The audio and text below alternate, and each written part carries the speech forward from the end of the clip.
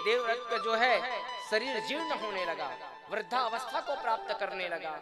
अब तो धीरे धीरे जो है चलने का सामर्थ्य नहीं रह गया, शरीर में ज्वर आने लगा, खाने के लिए अन्न का दाना नहीं है, भूख से व्याकुल होने लगा ये देवव्रत। तो देवव्रत को पता चला कि पास में शिव मंदिर है, वहां शिव महापुराण की कथा हो रही है।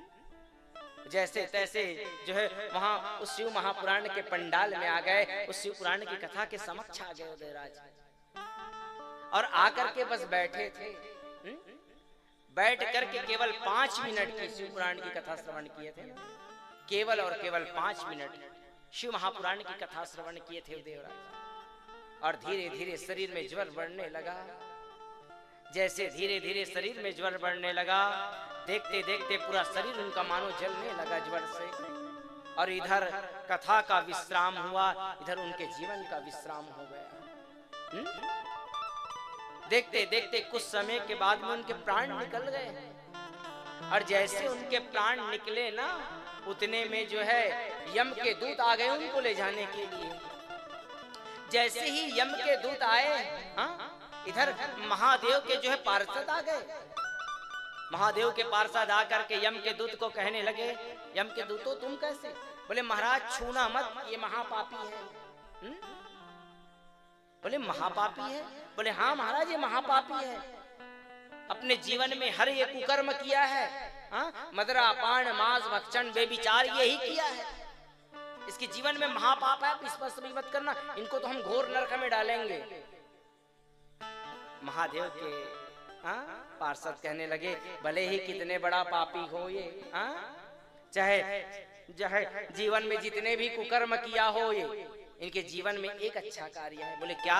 बोले ये शिव महापुराण की कथा श्रवण कर लिए। बोले महाराज इन्होंने तो 5 मिनट श्रवण किया है, भले ही 1 मिनट किया हो, लेकिन किया तो है ना।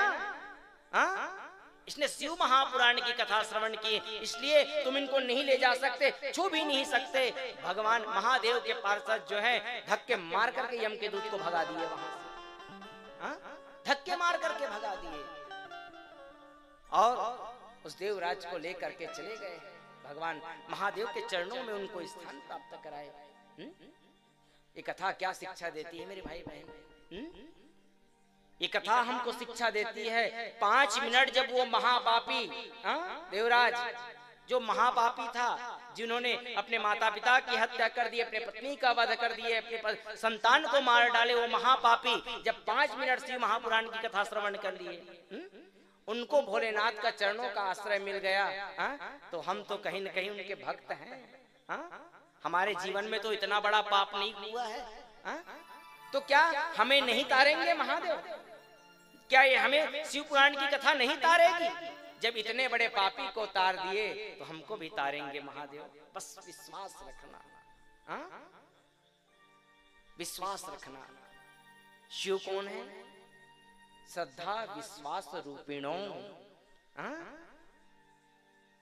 मेरे देवाधिदेव जो है विश्वास रूप में, श्रद्धा के रूप में है माँ पार्वती। श्रद्धा विश्वास रूपिणों, श्रद्धा और विश्वास ये दोनों होना चाहिए शिव के भक्ति में। अगर श्रद्धा नहीं है, विश्वास नहीं है, तो फिर बेकार है। आपका जितना भी पूजा, एक नहीं आप 1000 नहीं लाख बेलपत्री भी चढ़ा रहे हो शिव जी के ऊपर, और श्रद्धा नहीं है, विश्वास नहीं है, अभिमान है, तो मेरे भोले बाबा स्वीकार नहीं करते। और अगर श्रद्धा है ना, आपके अंदर प्रेम है, लगन है, एक लोटा जल लेकर के भी जा रहे हो शिवालय, और मेरे भोले बाबा के ऊपर अगर अर्पण कर रहे हो, बाबा मेरे जीवन में संकट आया, बाबा आप कृपा करना, तो आपके उसी भाव को मेरे देवाधिदेव महादेव जो है प्राप्त करके आपकी हर मनोकामना को पूर्ण कर देते हैं। लेकिन विश्वास होना चाहिए, विश्वास से करो। इसीलिए तो कहा जाता है ना, एक लोटा जल, आवाज नहीं आया,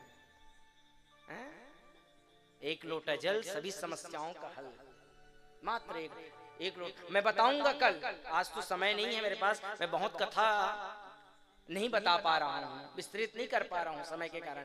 क्यों एक लोटा जल चढ़ाते हैं महादेव ने, और क्या मिलता है वास्तव में एक लोटा जल से? क्या हमको धन मिलता है? क्या हमको वैभव मिलता है? क्या हमको क्या मिलता है एक लोटा जल से? क्यों चढ़ाते हैं और उसका फल हमको किस समय मिलता है? एक लोटा जल का अभी आपको नहीं मिल रहा है उसका फल।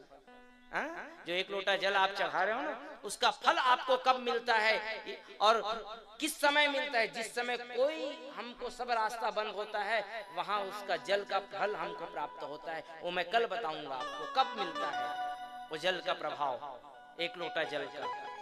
जीवन में एक मैं आपको आज सूत्र दे रहा हूं शिव महापुराण की कथा में, याद रखना। और जितने भी YouTube के माध्यम से देख रहे हैं, आप सबको भी मैं एक महामंत्र आज देने जा रहा हूं जीवन में। ये मंत्र नहीं है, ये महामंत्र है और शायद आप लोगों को ये पहले बार ही श्रवण करने को मिलेगा। इसके लिए ना आपको स्नान करने की आवश्यकता है, इसके लिए ना आपको शुद्ध वस्त्र धारण करने की आवश्यकता है, इसके लिए ना आपको मंदिर जाने की आवश्यकता है, इसके लिए आपको कहीं जाने की आवश्यकता है, इसके लिए इस मंत्र को जप करने के लिए आपको कोई मुहूर्त की आवश्यकता नहीं है, इस मंत्र को जप करने के लिए कोई दिन तिथि की आवश्यकता नहीं है।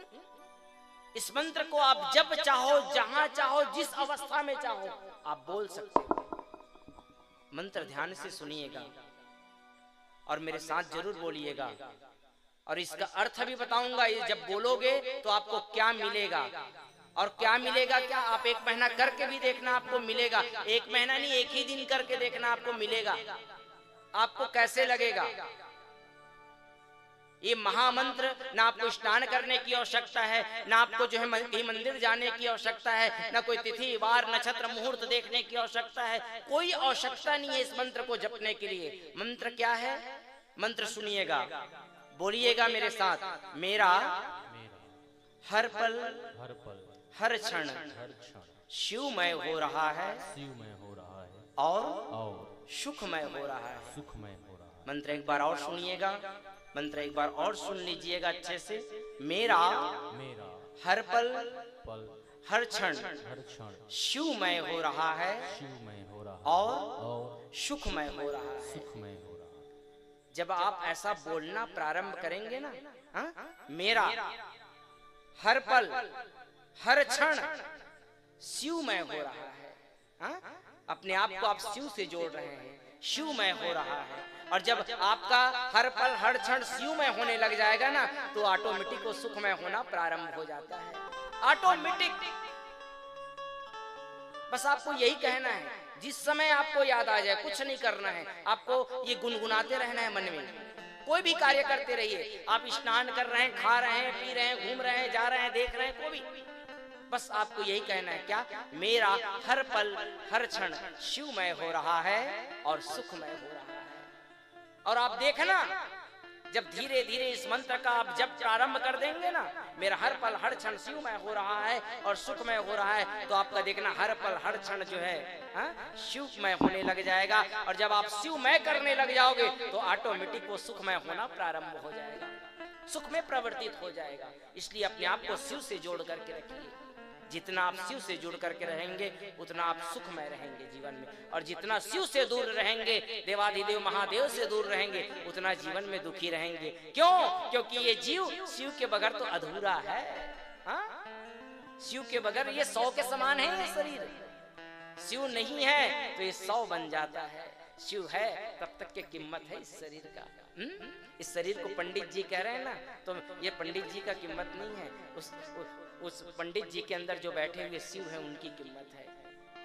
जब वो महादेव जिस दिन छोड़ करके चले जाएंगे ना, कहाँ का पंडित जी और कहाँ का यजमान जी, ले जाओ बदबू आने लग जाएगा, यही बोलते हैं संसार वाले।